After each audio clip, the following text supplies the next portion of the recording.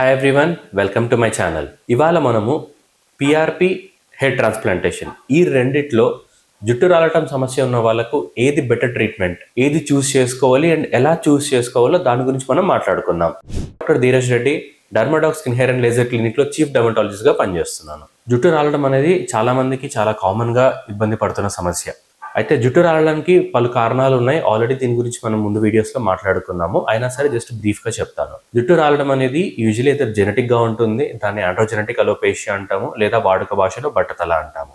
లేదా nutritional deficiencies వల్ల కానీ, లేకపోతే బాడీ పైన స్ట్రెస్ ఉన్నప్పుడు కానీ అప్పుడు కూడా మనకు హెయిర్ లాస్ అవుతుంది. దాన్ని టీలోజన్ ఎఫ్లూవియం అంటాము.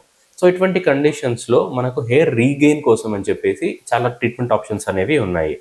అయితే ఇవాళ మనం మెయిన్గా డిస్కస్ చేయబోయే 2 ఆప్షన్స్ ఏంటి అంటే పిఆర్పి ఆర్ జిఎఫ్సి అంటాము వర్సెస్ హెయిర్ ట్రాన్స్ప్లాంటేషన్. మీకు ఏది సూట్ అవుతుంది, అసలు ఏది చేయించుకోవాలి అనేది తెలిస్తే దాని ప్రకారంగా మీరు ట్రీట్మెంట్ ఆప్షన్ అనేది చూస్ చేసుకొని మీ వాల్యుబుల్ టైం అండ్ మనీని సేవ్ చేసుకోవచ్చు. సో ఫస్ట్ వచ్చేసి మనము male pattern hair loss or female pattern hair loss గురించి మనం మాట్లాడుకుందాం. మగవాళ్ళలో కానివ్వండి, ఆడవాళ్ళలో కానివ్వండి బట్టతల అనేది రావచ్చు. సో ఈ బట్టతల అనేది మనకు డిఫరెంట్ స్టేజెస్లో వస్తుంది. ఇక్కడ మీరు చూసినట్లయితే ఈ పిక్చర్లో మీకు కనిపిస్తుంది. మగవాళ్ళలో కానివ్వండి, ఆడవాళ్ళలో కానివ్వండి డిఫరెంట్ 6 to 7 స్టేజెస్లో హెయిర్ ఫాల్ అనేది స్టార్ట్ అవుతుంది. మగవాళ్ళలో వచ్చేసి ఫస్ట్గా బైటెంపోరల్ థిన్నింగ్ అంటాం. అంటే ఫ్రంట్ వచ్చేసి హెయిర్ లైన్ అనేది రిసీడింగ్ అనేది ఫస్ట్లో చూస్తాము. స్లోగా పై భాగంలో కూడా పలచబడుతుంది. స్లోగా ఇవి రెండు కలిసిపోయేసి ఒక పెద్ద బాల్డ్ స్పాట్ అనేది మనకు ఫామ్ అవుతుంది. అలాగే లేడీస్లో ఈ పార్టిషన్ అనేది ఏదైతే ఉంటుందో అది స్లోగా వైడ్ అవ్వడం స్టార్ట్ అవుతుంది అండ్ అలాగే కంటిన్యూ అయ్యి ఒక పెద్ద బాల్డ్ స్పాట్ అనేది ఫామ్ అవుతుంది. సో మేల్స్లో, ఫీమేల్స్లో ప్రోగ్రెషన్ అనేది ఇలా ఉంటుంది అనమాట. సో ఇటువంటి కండిషన్ ఉన్న వాళ్ళకు పిఆర్పి హెయిర్ ట్రాన్స్ప్లాంటేషన్లో ఎలా చూస్ చేసుకోవాలో దాని గురించి మనం మాట్లాడుకుందాం.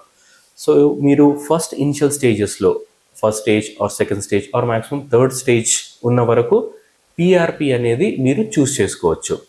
ఎందుకు అంటే పిఆర్పి ఆర్ జిఎఫ్సి అంటే ఏంటి అంటే మనకు అది ఇన్క్లినిక్ ట్రీట్మెంట్.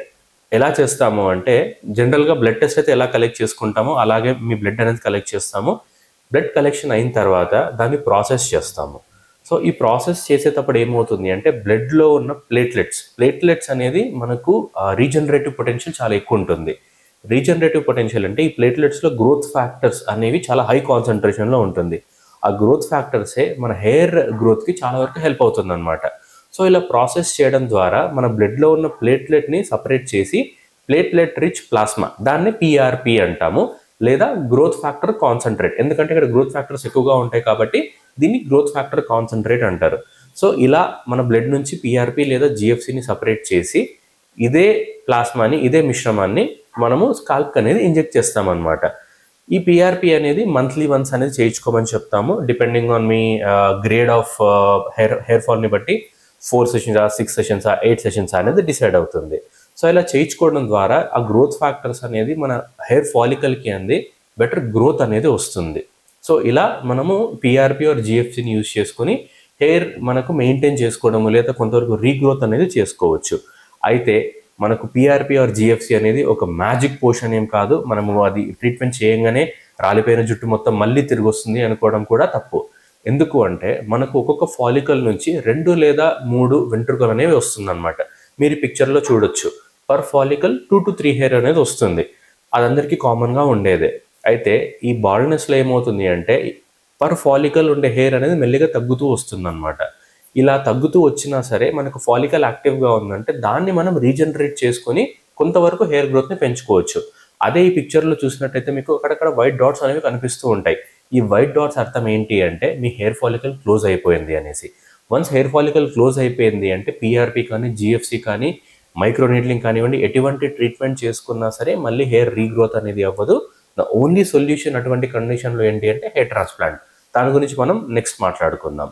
సో మనకు పిఆర్పి కానివ్వండి, జిఎఫ్సి కానివ్వండి మనకు లిమిటెడ్ పొటెన్షియల్ ఉంటుంది రీగ్రోత్కి. మనం చాలా వీడియోస్లో చూస్తూ ఉంటాము పిఆర్పి చేసుకుంటే మొత్తం హెయిర్ అంతా ఇంత దట్టంగా వచ్చేస్తుంది అనేసి. అలాంటి వాటికి మీరు మోసపోకండి. మనకు పిఆర్పి ఆర్ జిఎఫ్సి అనేది దాంతో హెయిర్ రీగ్రోత్ అవుతుంది కాదనట్లేదు, కానీ దానికి కూడా కొన్ని లిమిటేషన్స్ ఉన్నాయి.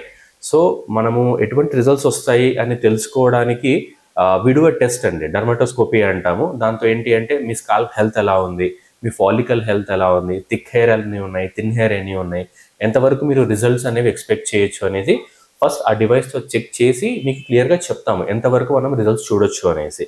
దాని ప్రకారంగానే పిఆర్పి జిఎఫ్సి అనేది ప్లాన్ చేస్తాము. ఇప్పుడు మనం హెయిర్ ట్రాన్స్ప్లాంటేషన్ గురించి మాట్లాడుకుందాం. హెయిర్ ట్రాన్స్ప్లాంటేషన్ ఏంటి అంటే మన ఓన్ హెయిరే మనకు ఒక ప్లేస్ నుంచి తీసి ఇంకొక ప్లేస్లో పెట్టడం, దీన్నే హెయిర్ ట్రాన్స్ప్లాంటేషన్ అంటాము. సో హెయిర్ ట్రాన్స్ప్లాంటేషన్ ఎవరికి సూటబుల్ అంటే మనకు ఈ male pattern or female pattern baldness or బట్టతలో ఉన్న వాళ్ళలో అడ్వాన్స్ స్టేజెస్ అంటే స్టేజ్ 4 ఆర్ అబౌవ్ దీనికంటే ఎక్కువగా ఉన్న వాళ్ళకు హెయిర్ ట్రాన్స్ప్లాంటేషన్ సజెస్ట్ చేస్తాము. ఎందుకు అంటే ఇటువంటి స్టేజెస్లో ఆల్రెడీ హెయిర్ ఫాలికల్స్ అని చాలా వరకు క్లోజ్ అయిపోయి ఉంటాయి. సో పిఆర్పి కానీ జిఎఫ్సి కానీ చేసుకున్నా సరే రీజనరేటివ్ కెపాసిటీ అనేది ఎక్కువగా ఉండదు కాబట్టి మనకు హార్డ్లీ ఒక 10-20% డిఫరెన్స్ కనిపిస్తుంది. కొన్ని బెస్ట్ కేసెస్లో 30% కూడా చూడొచ్చు. అంతే కానివ్వండి, అంతకుమించి ఎక్కువ డిఫరెన్స్ అనేది మనం పిఆర్పి జిఎఫ్సితో చూడలేము. అందుకే ఇటువంటి గ్రేడింగ్లో ఉన్న వాళ్ళకు హెయిర్ ట్రాన్స్ప్లాంటేషన్ అనేది బెటర్ సొల్యూషన్ అని చెప్తాము. అయితే హెయిర్ ట్రాన్స్ప్లాంటేషన్ ఎలా చేస్తాము అంటే ఫస్ట్ వచ్చేసి జస్ట్ బ్రీఫ్గా చెప్తున్నానండి ఇది. సో మనం ఫస్ట్ వచ్చేసి హెయిర్ అనేది మొత్తం షేప్ చేస్తాము, లోకల్ నెస్సిషా ఇస్తాము. దాని తర్వాత బ్యాక్ సైడ్ ఉన్న హెయిర్ని, దీన్ని డోనర్ ఏరియా అంటాము, ఇక్కడ ఉన్న హెయిర్ ఫాలికల్ని తీసి మనకి ఇక్కడ హెయిర్ లైన్ డిజైనింగ్ కానివ్వండి, కొంతమందికి పైన పలచబడి ఉంటుంది ఆ ఏరియాలో కానీ ఇంప్లాంట్ అనేది చేస్తామన్నమాట. ఇంప్లాంట్ చేసిన తర్వాత మనకు రెగ్యులర్గా హెయిర్ గ్రోత్ ఎలా ఉంటుందో అలాగే వస్తుంది. హెయిర్ కట్ చేసుకోవచ్చు, హెయిర్ డై వేసుకోవచ్చు, హెయిర్ స్టైలింగ్ చేసుకోవచ్చు. చాలామంది అడుగుతారు, డాక్టర్ హెయిర్ ట్రాన్స్ప్లాంట్ చేసిన తర్వాత హెయిర్ కట్ చేసుకోవచ్చా, అంత నార్మల్గానే ఉంటుందా అని. అబ్సల్యూట్ నార్మల్గానే ఉంటుంది. ఎందుకంటే మనం బయట నుంచి తీసుకొచ్చి ఏం పెట్టట్లేదు, మన బాడీలో ఉన్న మన హెయిర్నే మనం ఇంకొక ఏరియాలో పెట్టుకుంటున్నాం కాబట్టి దీంతో ఎటువంటి సైడ్ ఎఫెక్ట్స్ అనేవి ఉండదు. నార్మల్ హెయిర్ గ్రోత్ ఉంటుంది, అన్ని రిజల్ట్స్ అనేవి నార్మల్గానే ఉంటుంది.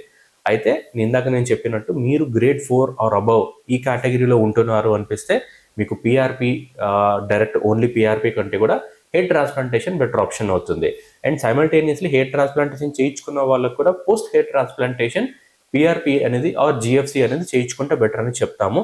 ఎందుకు అంటే కొత్తగా పెట్టిన హెయిర్ ఫాలికల్స్ వాటికి గ్రోత్ ఫ్యాక్టర్స్ అనేది అందితే, వాటికి న్యూట్రియంట్స్ అనేది బెటర్గా అందితే హెయిర్ గ్రోత్ అనేది బెటర్గా ఉంటుంది. కాబట్టి పోస్ట్ హెయిర్ ట్రాన్స్ప్లాంటేషన్ కూడా కొన్ని మంత్స్ వరకు పిఆర్పి ఆర్ జిఎఫ్సి చేయించుకోమని సజెస్ట్ చేస్తాము.